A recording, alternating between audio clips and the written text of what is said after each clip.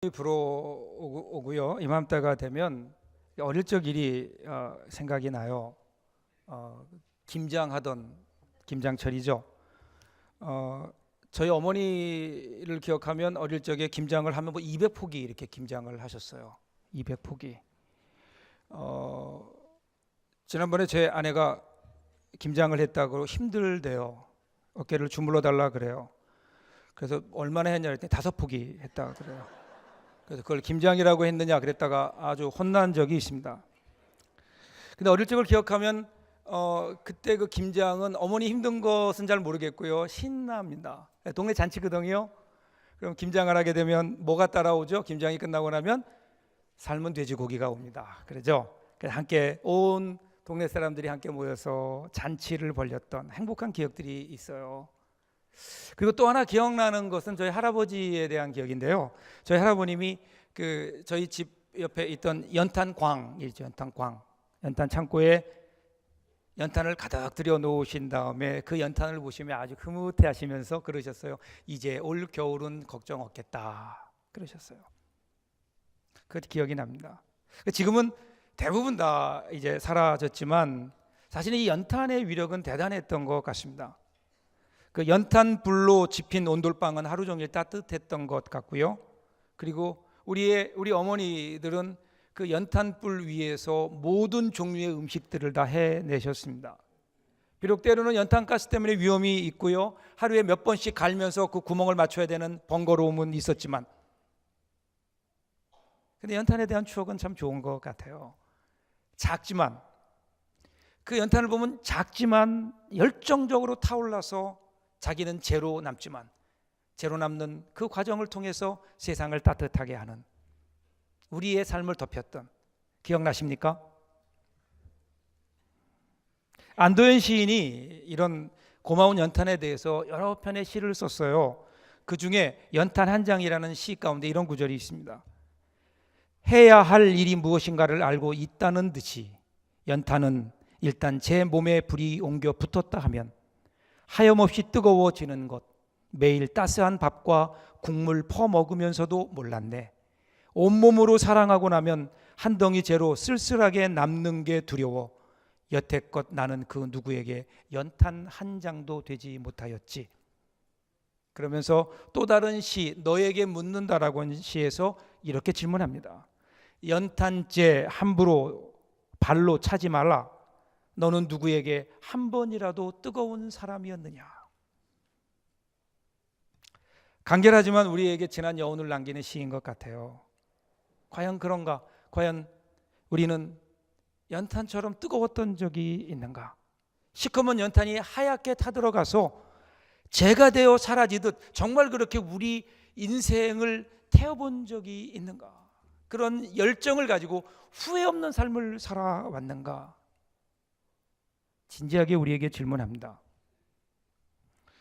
지금 우리 교회는 캠페인 둘째 주일을 맞습니다. 내 생의 마지막 한 달, 만일에 우리 인생의 마지막 한 달만 남아 있다고 하면 그러면 과연 우리는 어떻게 살아야 될 것인가? 무엇을 해야 될 것인가? 여러분 지난주 주제가 뭐였죠? 열정적으로 살라였습니다. 열정적으로 사셨나요? 좀 뜨거운 마음으로 사셨나요? 어느 권사님 그러세요. 목사님 이제 내가 이 나이가 너무 많이 들어서 이제 열정적으로 살기에는 좀 그렇습니다. 제가 그랬어요. 권사님 인생에서 오늘보다 더 젊은 날은 없습니다. 오늘이 우리 인생의 가장 젊은 날 아닐까요? 우리 인생에 더 이상 젊은 날은 없어요. 오늘이 여러분 인생의 가장 젊은 날이에요. 그러기에 오늘 우리는 열정적으로 살아도 되고요. 아니 살아야 됩니다. 살아야 됩니다. 자, 근데 어떻게 열정적으로 살아갈까요? 오늘 우리에게 주는 두 번째 주제는 그 열정적으로 살기 위해서 우리에게 필요한 것이 사랑이라는 겁니다. 사랑. 오늘 두 번째 주제는 온전히 사랑하라입니다. 온전히 사랑하라. 후회 없이 사랑하라. 여러분 우리가 후회 없는 삶을 살기 위해서 어떤 삶을 살아야 될까요? 얼마나 많은 것을 가졌느냐, 얼마나 많은 것을 이루었냐가 아니라 얼마나 후회 없이 최선을 다해 사랑했느냐에 대한 거 아닐까요? 그럼 만일에 우리 인생에 마지막 한 달이 남았다면 그 한 달은 무엇으로 채워야 될까요? 그것은 사랑이어야 마땅합니다. 사랑으로 채워져야만 우리 인생이 후회가 없지 않을까요?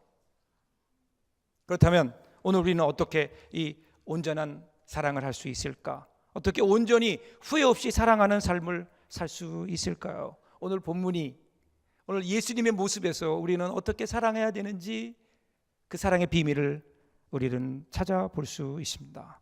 자, 오늘 본문 보시면 1절 이렇게 시작됩니다. 6월절 전에 예수께서 자기가 세상을 떠나 아버지께로 돌아가실 때가 이른 줄 아시고 세상에 있는 자기 사람들을 사랑하시되 끝까지 사랑하시니라. 예수님이 예수님의 죽음의 때를 직감하십니다. 6월절 전에 이제는 예수님께서 세상을 떠난다는 사실, 죽음이 각 임박했다는 사실을 알고 계셨다는 겁니다. 그 예수님은 언제, 어디서, 어떻게, 왜 죽으셔야 되는지 명확하게 알고 계셨어요. 지금 예수님께서 십자가에 돌아가시기 전 일주일, 며칠 전입니다. 죽음을 눈앞에 두는 상황이에요. 그리고 그 죽음도 좋은 죽음이 아닙니다. 십자가라고 하는 처절한 죽음입니다. 그런 죽음을 눈앞에 두신 예수님께서 그의 마지막 삶을 무엇으로 채우셨다고요? 끝까지 사랑하시니라 이렇게 나와요. 사랑으로 채우셨던 예수님의 모습을 보게 됩니다. 자, 그런데 오늘 본문을 조금 더 우리가 면밀하게 살펴보면은요, 사실은 사랑할 만한 상황이 아니에요. 일단 예수님의 마음이 그랬을 겁니다. 죽음을 눈앞에 뒀습니다. 거기다가 사랑해야 되는, 예수님이 사랑하려고 하는 제자들의 상황을 보면 가관입니다. 지금 제자들은요, 자리 다툼에 여념이 없어요. 성경에 보면은요, 서로 누가 더 크냐라고 하는 그런 그 변론이 벌어집니다. 그리고 그 중심에 누가 있는가 하면 야고보와 요한이 있습니다. 그들은 생각하기를, 자, 예수님께서 예루살렘에 들어가시면 무언가 엄청난 일이 일어날 것이고 예수님이 유다의 왕이 되시면 그러면 그 다음에 자연히 그 다음 자리는 누가 될 것인가, 그 우편에는 누가 앉고 좌편에는 누가 앉을 것인가, 여기에 관심이 쏠리는 겁니다. 그러니까 세상의 영광에 눈이 멀어서 그 욕심 때문에 지금 자리 다툼하고 있는 거예요. 속으로 그렇게 생각했을 거예요. 예수님 우편? 그래, 그거는 베드로가 여러 면에서 볼 때 베드로가 되겠지? 그것까지는 욕심낼 수 없어. 그런데 그 다음 자리는 한번 해볼 만해. 그래서 그 자리를 놓고 두 사람이 스스로 경합이 붙었어요. 그게 야고보와 요한입니다. 그런데 야고보와 요한은 형제지간입니다. 형제지간에 지금 있지도 않은 자리 다툼을 하고 있는 겁니다. 여러분, 지금 예수님은 어떤 상황이신가요? 예수님은 이 땅에 오신 이유가 이 땅에 높아지려고 오신 것이 아니잖아요. 예수님 우리를 구원하시기 위해서 높은 하늘에 하나님 되심을 포기하고 낮은 곳으로 내려오셔서 우리를 구원하시기 위해서 더 낮은 곳으로 내려가시고 십자가 자리까지 내려가셔서 우리를 구원하시기 위해 십자가에 죽으시려고 준비하는 그러한 그 과정에 있는데, 제자들은요, 이 예수님의 마음과는 전혀 상관없이 스스로 높아지려고 하는, 높은 자리에 올라가려고, 거기에 또 가룟 유다라는 사람은 한술 더 떠서 돈꾀를 맡겼는데 자기 마음에 들지 않는다고, 자기 생각과 다르다고 스승을 팔아먹으려고 하는 음모를 꾸미고 있다고요. 그러니 이런 제자들을 예수님이 사랑하신다, 이거 보통 일이 아닌 겁니다. 우리 식으로 바꿔보면 이런 거예요. 아버지가 죽을 병에 걸렸어요. 시한부 인생입니다. 그래서 자녀들을 모아놓고 이제 마지막 유언을 하려고 하는데, 이 자녀들이라는 것들이 모여가지고는 아버지의 병에는 전혀 관심이 없고 아버지의 재산에만 관심이 있네요. 누가 더 많이 가져야 되느냐, 서로 많이 아버지의 재산을 차지하겠다고 싸우고 있는 꼴이에요. 그 자녀들을 바라보는 아버지의 마음이 어떨까요? 도저히 사랑하기 어려운, 그럼에도 불구하고 예수님은 지금 그들을 사랑하셨다. 그런데 끝까지 사랑하셨다라는 거예요. 지금 예수님은 그들이 사랑할 만하니까, 사랑받을 만한 가치가 있어서, 사랑받을 만한 자격이 되니까 사랑하셨던 것이 아니라는 거예요. 제가 언젠가 미국에서 공부할 때 칼 바르트의 책을 읽다가 이 문장을 딱 발견하고 얼마나 기뻤는지 몰라요. 그래서 항상 마음속에 가지고 있는 그러한 글귀입니다. 영어로 이렇게 나와요. God's love does not find this object but creates it. 이렇게 나와요. 다 알아들으셨죠?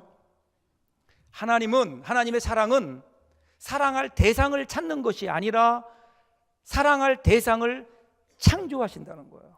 만드신다라는 겁니다. 저는 이 글귀를 보면서 너무 감사했어요. 하나님이 만약에 하나님이 사랑할 대상을 찾으신다면 자신 없어요. 저는 하나님의 사랑을 받을 만한 존재가 못 돼요. 근데 하나님은 그것을 아시기에 사랑받을 만한 조건을 찾지 않으세요. 사랑받을 만한 자격을 가진 사람을 찾으시는 게 하나님의 사랑이 아니라는 거예요. 하나님은 먼저 사랑하시고 그리고 그 사람을 하나님의 사랑을 받을 만한 사람으로 만들어 가세요. 창조하시는 거예요. 이게 복음입니다. 이게 그래서 하나님의 은혜인 거예요. 지금 하나님의 사랑을 보면 우리가 이해할 수 없는 게 하나님은 사랑할 수 없는 사람을 사랑하세요. 이게 예수님의 사랑법입니다. 제가 어떻게 사랑하신 줄 아세요? 그 다음에 나오는 4절 5절 보세요. 저녁 잡수시던 자리에서 일어나 겉옷을 벗고 수건을 가져다가 허리에 두르시고 이에 대야에 물을 떠서 제자들의 발을 씻으시고 그 두르신 수건으로 닦기를 시작하여. 자, 지금 어떤 분위기라고요? 제자들이 서로 높은 자리에 올라가려고 다투는 분위기예요. 그런데 거기 예수님께서 갑자기 식사 중에 벌떡 일어나시더니 겉옷을 벗으시고 수건으를 허리에 딱 동이시더니 밖에 나가서 대야에다가 물을 가져다가 제자들의 발을 씻기시는 거예요. 사실 오늘 본문을 좀 더 주의 깊게 읽어보면요, 예수님은 제자 중 누군가가 예수님의 발을 씻어주시는 섬김을 원하셨던 것 같아요. 기다리고 계셨던 것으로 보여집니다. 여러분, 그 당시에 유대인의 관습을 보면, 여러분, 그 당시에 신발이라는 게 뭐가 있겠어요? 요즘으로 말하면 샌들, 좋게 얘기하면 샌들이고 우리말로 얘기하면 쓰레빠, 그 신고 다니는 거예요. 그죠? 사막길을, 포장도 되어 있지 않는 그 모래길을, 먼지길을 거의 맨발처럼 다니다가 집에 들어오면은요, 그럼 발이 더럽습니다. 그래서 집에 들어오면 귀한 손님이 오시면 주인은 물을 내어다가 종들에게 혹은 직접 주인이 귀한 손님일수록 발을 닦아주는 것이 그들이 섬김이에요. 그들의 관습입니다. 자, 그런데 지금 예수님께서 그 집에 들어오셨어요. 그런데 제자들 중에 아무도 예수님의 발을 닦아주는 사람이 없는 겁니다. 신경 쓰지 않는 거예요. 예수님이 기다리셨던 것 같아요. 그런데 식사가 시작되었는데도 아무도 그 일을 안 하는 거예요. 그래서 3절에 보면 저녁 중에라는 표현이 나오죠. 사실 발을 씻는 것은 집에 들어오면 바로 식사 자리에 앉기 전에 발을 씻어주는 거거든요. 예수님이 기다리시다가 아무도 안 하니까 예수님이 일어나십니다. 4절에 보면 저녁 드시던 자리에서 일어나세요. 일어나서 제자들의 발을 씻기시는 겁니다. 예수님이 보여주시는 거예요. 여러분, 기독교의 섬김, 기독교의 사랑은 세상의 섬김과 사랑은 분명히 다릅니다. 여러분, 이 세상에서의 섬김이란 것은 어떤 거죠? 낮은 사람이 높은 사람의 발을 닦아주는 겁니다. 제자가 선생님의 발을 씻어주는 것이고 하인이 상전의 발을 씻겨주는 것입니다. 가지지 못한 자가 더 많이 가진 사람의 발을 씻어주는 것이고요, 그리고 가난한 자가 더 많이 가진 사람의 발을 씻어주게 되어 있는 겁니다. 그런데 주님께서 보여주신 섬김, 사랑의 방향은 다릅니다.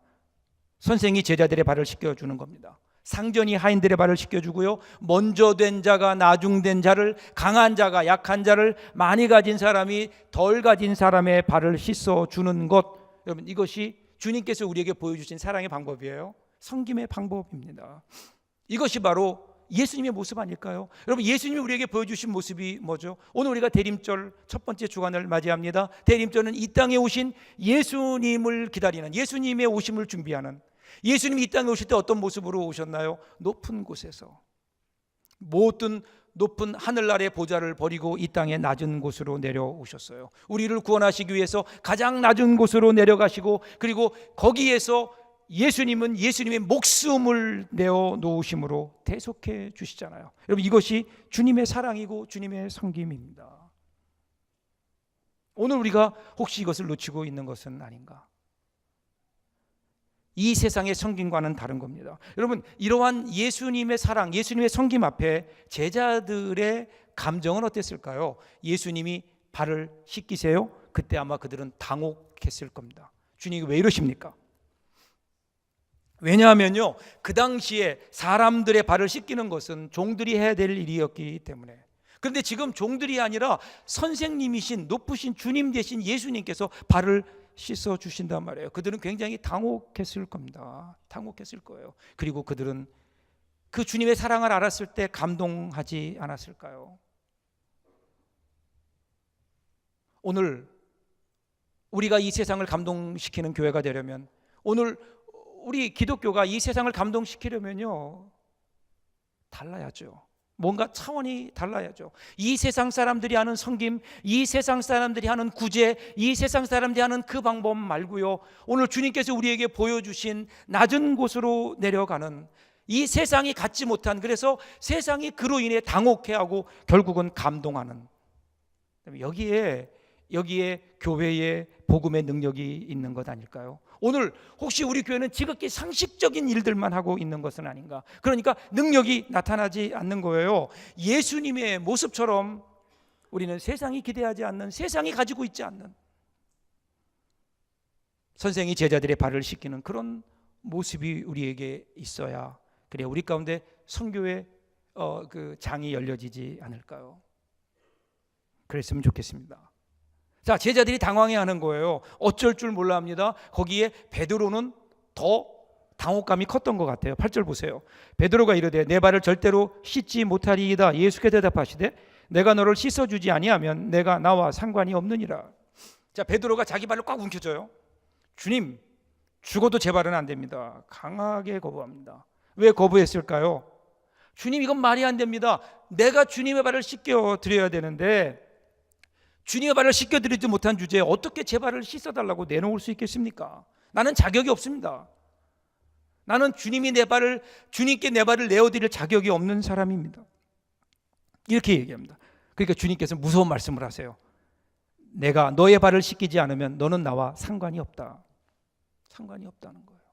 자, 여러분 가만히 생각해 보세요. 왜 예수님께서 이 말씀을 하셨을까요? 간단해요. 여러분, 제자들의 발을 씻겨주시는 것이 뭐예요? 예수님의 사랑이에요. 예수님의 사랑은 자격을 논하지 않는다고요. 예수님의 사랑은 사랑을 받을 만한 조건이 되는 사람만 사랑하시는 것이 아니에요. 그래서 예수님은 지금 그 베드로의 발을 씻겨 주시는 겁니다. 자격이 없는 사람이에요. 그런데 그 발을 씻겨 주시는 겁니다. 그러면서 네가 이 사랑을 받아들이지 않으면, 그러면 너는 나와 아무 상관이 없다는 거예요. 예수님의 사랑을 이해하지 못하면, 이 예수님의 은혜를 우리들이 받아들이지 않으면, 그러면 과연 우리가 구원받은 하나님의 백성이라고 얘기할 수 있을까요? 과연 우리가 그리스도인이라고 얘기할 수 있을까요? 우리가 어떻게 그리스도인이 되었는데요? 어떻게 우리가 예수 믿게 되었는데요? 내가 구원을 받을 만한 조건이 되어서 그런가요? 내가 자격이 있어서 그랬나요? 천만의 말씀이잖아요. 나는 아무런 구원받을 만한 자격이 없었는데, 나는 그냥 죄인이었는데 주님의 사랑이 우리 가운데 임한 것 아니에요. 임한 것 아니에요. 만일에 아직도 우리가 이 사랑을 모른다면, 여러분, 우리는 정말 그리스도인이 아닌 겁니다.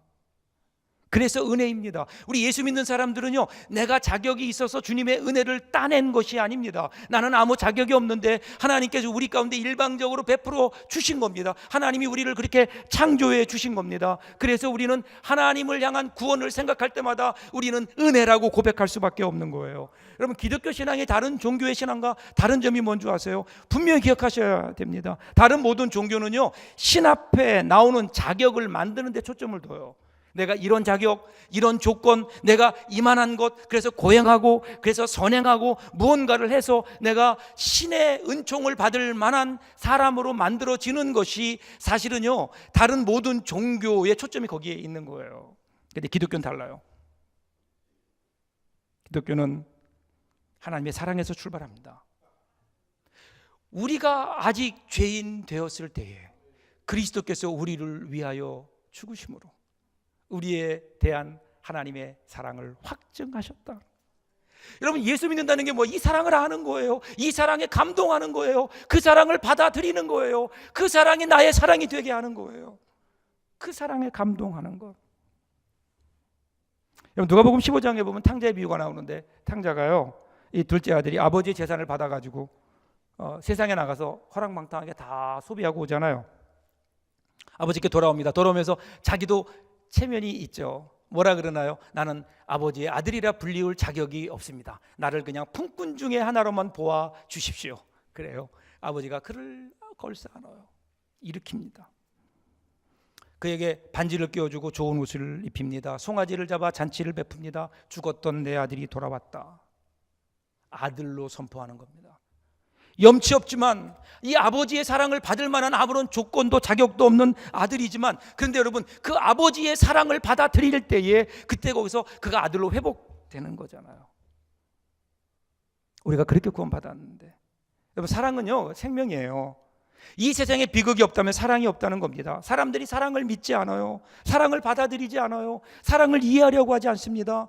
그러니까 사랑을 배반하는 거예요. 여러분, 복음이 뭔가요? 복음이라는 것은 요한복음 3장 16절 보세요. 하나님이 세상을 이처럼 사랑하사 독생자를 주셨으니 이는 저를 믿는 자마다 멸망치 않고 구원받게, 하나님의 자녀로 구원받게 하려 하시는 거 아니에요?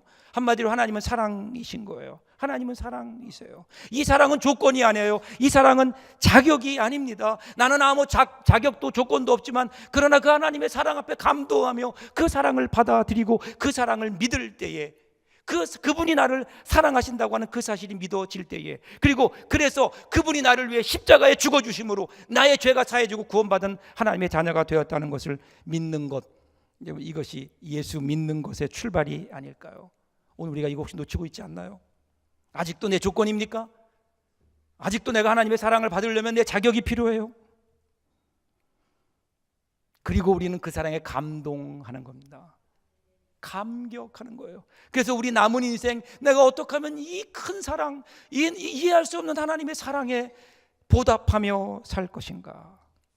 여러분, 누가 사람을 사랑하는 줄 아세요? 사람을 잘 사랑하려면요, 사랑 받아봐야 돼요.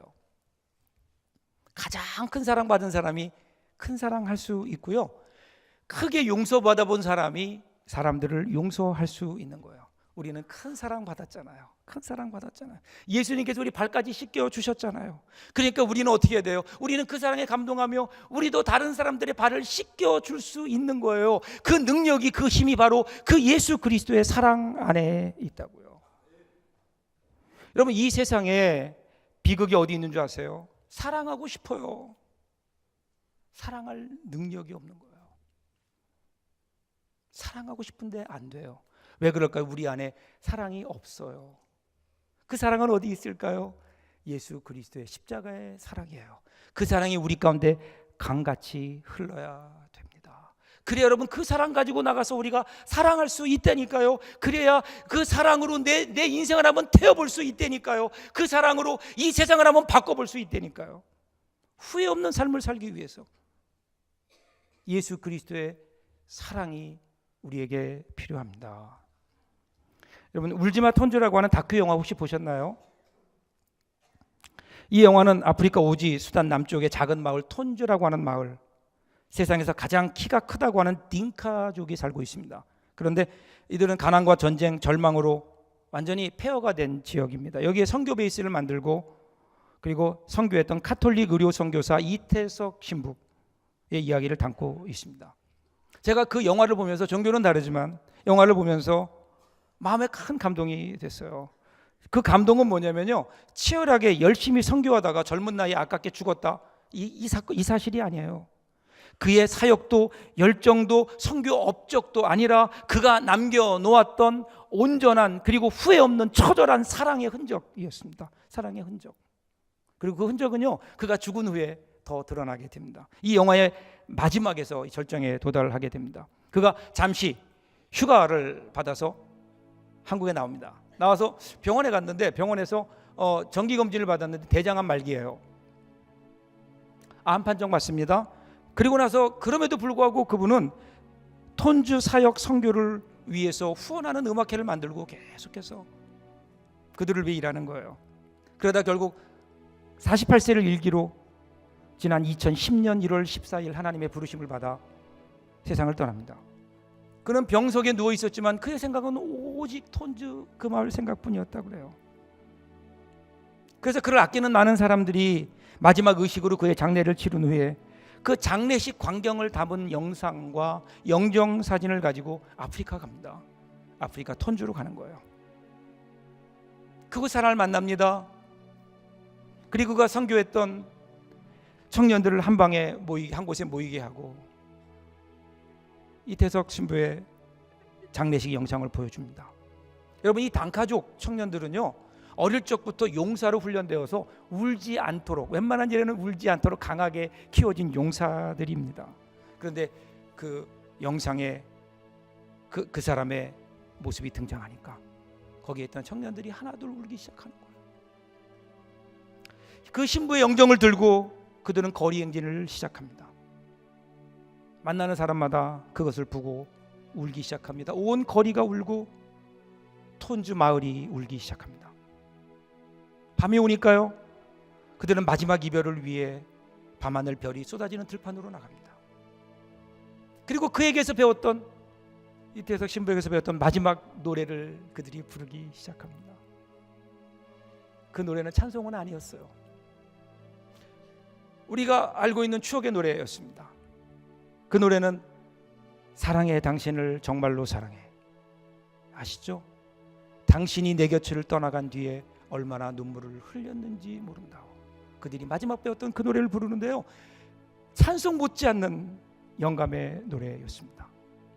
사랑을 노래합니다. 다큐 영상 제작팀이 그곳을 찾아 한센병자들의 마을을 찾습니다. 그리고 사진을 보여줍니다. 그곳에 있던 한센병 병자들이 그 특유의 뭉툭한 손으로 사진 속에 있는 그 얼굴을 쓰다듬고 입맞춤하며 붙들고 서로 나와 고백합니다. 이분이 나에게 옷을 줬어요. 이분 내가 아플 때 나를 치료해 줬습니다. 내가 슬플 때 그는 노래 불러줬습니다. 그리고 나에게 기도를 가르쳐 주셨고 예수가 누구인가를 가르쳐 주었습니다. 그러면서 그는 마지막으로 얘기하기를 이 모든 것이 다 예수님의 사랑 때문이라고, 예수님의 사랑이라고 우리에게 가르쳐 주었습니다. 사랑하는 여러분, 이거 단순히 어떤 특정한 사람, 그가 그 사람이었기 때문에, 특별한 사람이었기 때문에 그 일을 할 수 있었던 것은 아닙니다. 여러분, 톤주 사람들의 마지막 고백을 한번 기억해 보세요. 왜 했다고요? 그가 이렇게 할 수 있었던 이유는 주님의 사랑 때문이었다고요. 예수님의 사랑 때문이었다고요. 그렇다면 오늘 우리에게 필요한 것도 이것 아닐까요? 정말 우리 인생의 마지막 남은 한 달을 사랑으로 채우기 위해서 오늘 우리에게 필요한 게 뭘까요? 이 그리스도의 사랑이 아닐까? 사랑하고 싶은데 사랑할 능력이 우리에게 없어요. 우리 안에 사랑이 없어요. 그 사랑의 능력은 예수님의 사랑뿐입니다. 이 사랑이 우리 안에 넘쳐날 때 우리가 그 사랑으로 사랑할 수 있다고요. 사도 바울의 고백대로 그리스도의 사랑이 나를 강권하시는도다. 그리스도의 사랑이 강권할 때 여러분, 우리의 남은 삶 사랑으로 한번 우리의 삶을 불태워 볼 수 있지 않을까요? 후회 없는 삶을 살기 위해서. 오늘 저와 여러분에게 이 은혜가 있기를 주님의 이름으로 축복합니다. 저는 여러분을 향해 도전합니다. 정말 사랑해야 되는데, 정말 사랑하고 싶은데 사랑하지 못하는 사람이 있나요? 저는 오늘 여러분의 이 기적이 있기를 바랍니다. 사랑하지 못했던 사람을 사랑하는 것보다 더 큰 기적이 어디 있을까요? 용서하지 못했던 사람을 마음으로 용서하는 것보다 더 큰 기적이 어디 있을까요? 이 기적을 만드는 힘은 예수 그리스도의 십자가의 사랑입니다. 오늘 여러분의 마음을 한번 내어놓아 보십시오. 여러분의 마음을 그 주님의 사랑 앞에 내어놓아 보십시오. 그 사랑으로 충만케 하십시오. 그 사랑으로 여러분의 남은 삶이 가득 차기를, 그래서 정말 한 해 뺐을 때 후회 없는 삶을 살았다고 주 앞에 고백하는 그리스도의 사랑에 강권하는 저와 여러분 될 수 있기를 주님의 이름으로 축복합니다. 기도하겠습니다.